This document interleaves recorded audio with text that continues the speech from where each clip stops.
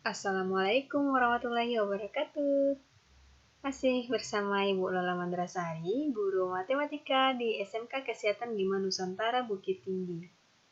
Melalui media pembelajaran jarak jauh ini, mudah-mudahan tidak mengurangi semangat dan Anda semua untuk belajar. Ini adalah pertemuan kedua kita, lanjutan dari pertemuan pertama, yaitu tentang fungsi komposisi. Ini lanjutan keduanya. Masih KD 3.20 dan 4.20 dengan materi fungsi inverse untuk matematika kelas 11 SMK. Sebelum memulai pembelajaran, sebaiknya Nanda membaca doa terlebih dahulu supaya pembelajaran kita itu lancar sampai akhir. Dan jangan lupa like and subscribe channel Ibu supaya tidak ketinggalan video-video pembelajaran Ibu selanjutnya. Fungsi inverse. Definisi inverse fungsi. Jika inverse suatu fungsi merupakan fungsi, maka inverse fungsi itu disebut dengan fungsi inverse. Nah, seperti diagram Ibu yang di samping ini, perhatikan himpunan A dengan himpunan B. Ibu ingatkan kembali, suatu himpunan itu dikatakan fungsi jika anggota himpunan A ini memiliki tepat satu pasangan di anggota himpunan B.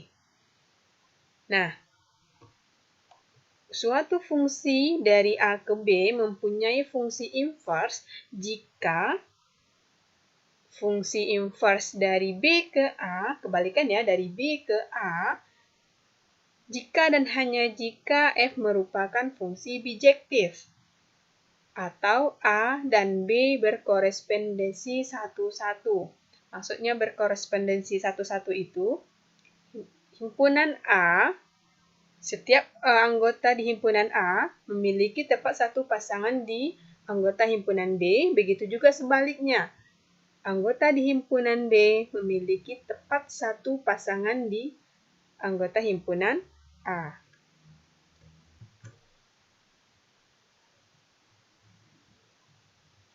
Menentukan inverse suatu fungsi. Langkah-langkah menentukan fungsi inverse dari fungsi fx adalah yang pertama, ubah fungsi fx ke dalam persamaan y sama dengan fx. Karena fungsi di dalam x itu adalah y ya. Yang kedua, selesaikan persamaan tersebut untuk variabel x. Yang ketiga, ganti x dengan fungsi inverse y. Yang keempat, ganti variabel y menjadi x sehingga diperoleh fungsi inverse dari si x. Oke, mari kita lihat contohnya. Yang pertama, diketahui suatu fungsi f 1, min 1, 2,4, 3,5, dan 5,7. Tentukan inverse dari fungsi tersebut dan selidikilah apakah fungsi f mempunyai fungsi inverse. Oke, kita lihat. Nah, coba lihat diagram di samping. Jika dinyatakan dalam bentuk diagram, dapat dinyatakan seperti diagram di samping. Coba perhatikan. Dari himpunan A ke himpunan B. 1 pasangannya min 1, 2 pasangannya 4, 3 pasangannya 5, dan 5 pasangannya 7. Dari diagram di atas diperoleh F inverse-nya, kebalikan ya, dari B ke A, kita membacanya lagi. Min 1,1, 4,2, 5,3, 7,5.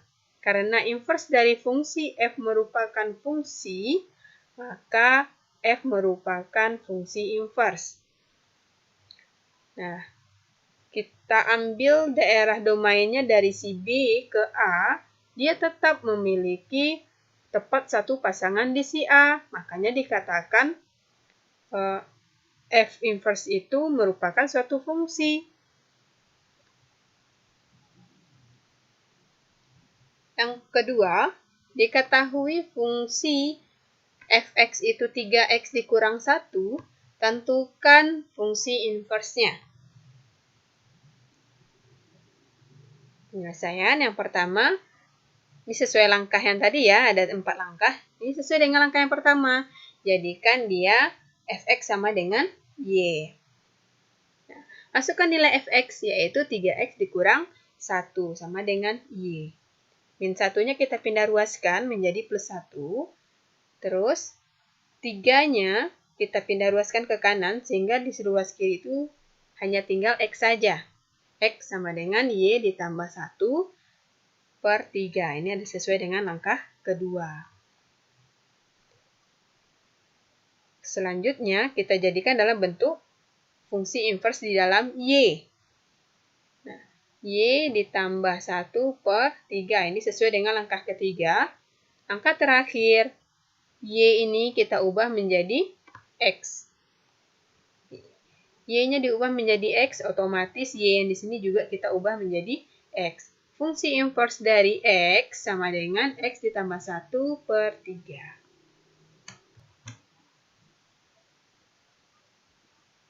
Fungsi inverse dari suatu fungsi komposisi. Misalkan diketahui fx dan gx, inverse dari komposisi fungsi fx dan gx didefinisikan sebagai berikut.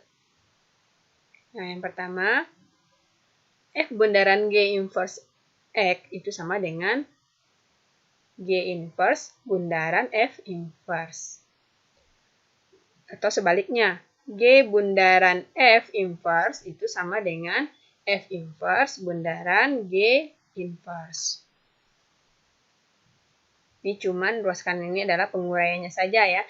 Jadi kalau kita mencari seperti yang di ruas kiri, maka hasilnya akan sama dengan yang kita cari di ruas kanan. Contoh soal, yang pertama, jika fx sama dengan x dikurang 1 dan gx sama dengan 2x ditambah 4, maka carilah g bundaran f inverse x. Maka penyelesaiannya, g bundaran fx sama dengan g di dalam kurung fx. Ingat ya, fungsi komposisi minggu lalu. Nah, berarti yang akan kita ganti adalah fx. Fx itu x dikurang 1. Berarti g di dalam kurung x dikurang 1. Sekarang, x pada gx ini, x pada gx, akan kita ganti dengan x dikurang 1. Makanya, coba lihat yang si gx, 2x, berarti 2 buka kurung x dikurang 1 ditambah 4. Ini kita tinggal kalikan ke dalam, 2 kali X itu 2X dikurang 2 ditambah 4. Sama dengan 2X ditambah 2. Misalkan G bundaran Fx itu sama dengan Y, maka 2X ditambah 2 yang ini adalah si Y. 2X sama dengan 2-nya dipindah ruaskan menjadi minus 2. Terus 2 ini kita pindahkan juga ke ruas kanan. Jadi dia X sama dengan Y dikurang 2/2. Nah, G bundaran F inverse Y sama dengan Y per 2 kurang 1. 1 itu datangnya dari 2/2. Selanjutnya, Y ini kita ubah menjadi X. G bundaran F inverse X, otomatis Y-nya juga kita ubah dengan X. X per 2 dikurang 1. Soal yang kedua, diketahui fx sama dengan 5x dikurang 1 dan gx sama dengan x ditambah 3. Tentukan f bundaran g inverse x. Penyelesaiannya, f bundaran gx sama dengan f dalam kurung gx. Berarti akan pertama sekali yang akan kita masukkan adalah si gx, yaitu x ditambah 3. F di dalam kurung x ditambah 3. Otomatis X pada fx ini akan kita ganti dengan X ditambah 3. Lihat di sini si fx-nya 5X dikurang 1. X-nya akan kita ganti dengan X tambah 3. Nah, artinya 5 dikali X ditambah 3 dikurang 1. Sekarang kita tinggal kalikan aja ke dalam kurung. 5X ditambah 15. 5 kali 3, 15 ya, dikurang 1. Jadinya 5X ditambah 14. Sama dengan contoh yang pertama tadi. Misalkan F bundaran G, X itu sama dengan Y, maka 5X ditambah 14 itu sama dengan Y. 5X ditambah 14 itu sama dengan Y. Berarti 14-nya pindah ruaskan. 5X sama dengan Y dikurang 14. 5-nya kita pindahkan juga ke kanan menjadi pembagi, yaitu X sama dengan Y dikurang 14 per 5. Nah, berarti ini kan dalam bentuk Y nih fungsinya.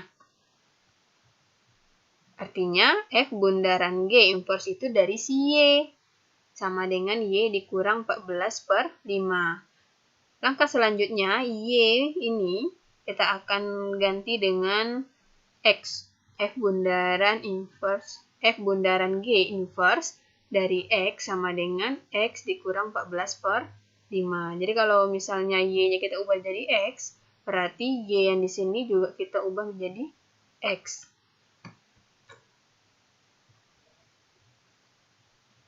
Oke, dari beberapa latihan dan contoh soal tadi, silahkan sekarang Anda cobakan soal latihan yang samping ya. Soalnya tidak jauh berbeda dari contoh-contoh soal yang Ibu sajikan tadi. Cobakan sendiri. Semoga berhasil. Terima kasih sudah menonton. Mudah-mudahan ini bermanfaat. Dan selalu tetap jaga kesehatannya. Ibu akhiri dengan mengucapkan wassalamualaikum warahmatullahi wabarakatuh.